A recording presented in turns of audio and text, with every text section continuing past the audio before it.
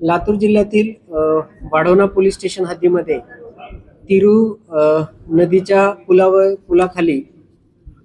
24 August रोजी सायंकाळी एक सुटकेस बॅग त्या ठिकाणी आढळून आली होती आणि त्या बॅगमध्ये एका महिलेचा त्या ठिकाणी मृतदेह मिळाला होता। त्या अनुषंगानं वाढवणा पोलीस स्टेशन या ठिकाणी गुन्हा रजिस्टर नंबर 230/2025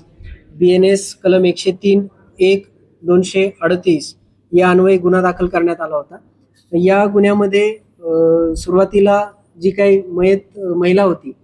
तर त्या मयत महिलेची ओळख पटवणं हे एक महत्त्वाचं चॅलेंज लातूर जिल्हा पोलिसांसमोर होतं आणि त्याचबरोबर या मयतेचा खून कुणी केला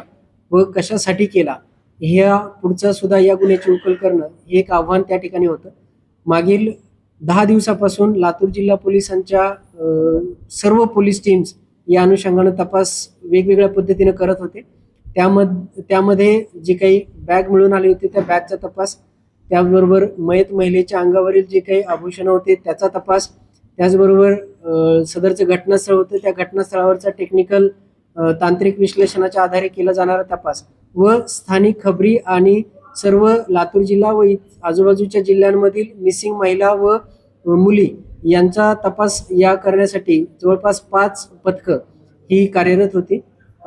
या तपास पथकांच्या तपासाला त्या ठिकाणी यश आलेलं असून या गुन्ह्याचा उलगडा करण्यामध्ये लातूर पोलिसांना त्या ठिकाणी यश आलेलं आहे। सदर मयत महिलेची ओळख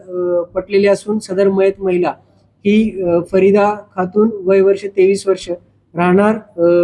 कुशीनगर उत्तर प्रदेश अशी तिची ओळख पटलेली असून तिचा खून तिच्याच पती जिया उल हक यांनी आपल्या इतर 4 साथीदारांच्या मदतीनं दिनांक 15 ऑगस्ट 2025 रोजी उदगीर ग्रामीणच्या हद्दीतील ज्या कारखान्यावर ते काम करण्यासाठी आले होते त्याच ठिकाणच्या लेबर कॅम्पमध्ये असलेल्या खोलीमध्ये तिचा त्या ठिकाणी दुपारी खून केला आणि सायंकाळी आपल्या मित्रांच्या मदतीनं ट्रॉली बॅगमध्ये तिचा मृतदेह भरून त्यांनी घटनास्थळावर तो त्या ठिकाणी डंप केला होता आणि तिथून तो उत्तर प्रदेशला निघून गेला होता। आणि त्यानंतर मग काल तो ज्यावेळेस उदगीर ग्रामीण पोलीस स्टेशनला आपल्या पत्नीचं किडनॅपिंग झाल्याचा बनाव करून त्या ठिकाणी गेला त्यावेळेस त्याच्या एकंदर हालचाली आणि त्याचबरोबर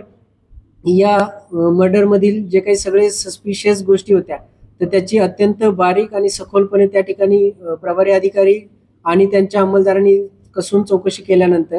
हा गुन्हा त्या ठिकाणी उघडकीस आलेला आहे। या गुन्ह्यातील मुख्य आरोपी जिया उल हक आणि या गुन्ह्यात त्याला मदत करणारे त्याचे जे 4 साथीदार आहेत या सर्वांना या गुन्ह्यामध्ये अटक करण्यात आलेली असून या आरोपींना कोर्टासमोर हजर केल्यानंतर मेहरबान कोर्टानं या आरोपींना 5 दिवसाची पोलीस कोठडी त्या ठिकाणी दिलेली आहे आणि त्या अनुषंगानं महत्त्वाचे पुरावे सुद्धा आपल्याला प्राप्त झालेले आहेत। त्या व्यतिरिक्त हा गुन्हा करण्यामागचा जो मुख्य उद्देश आहे, आरोपीच्या म्हणण्यानुसार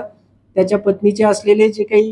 अनैतिक संबंध होते त्याच्या रागातनं त्यांनी कट करून ठरवून मित्रांच्या साथीनं हा जो खून केलेला आहे तर या अनुषंगानं इतर तपास आणि इतर पुरावे जे आहेत तर ते पुरावे गोळा करण्याचं काम या ठिकाणी चालू आहे।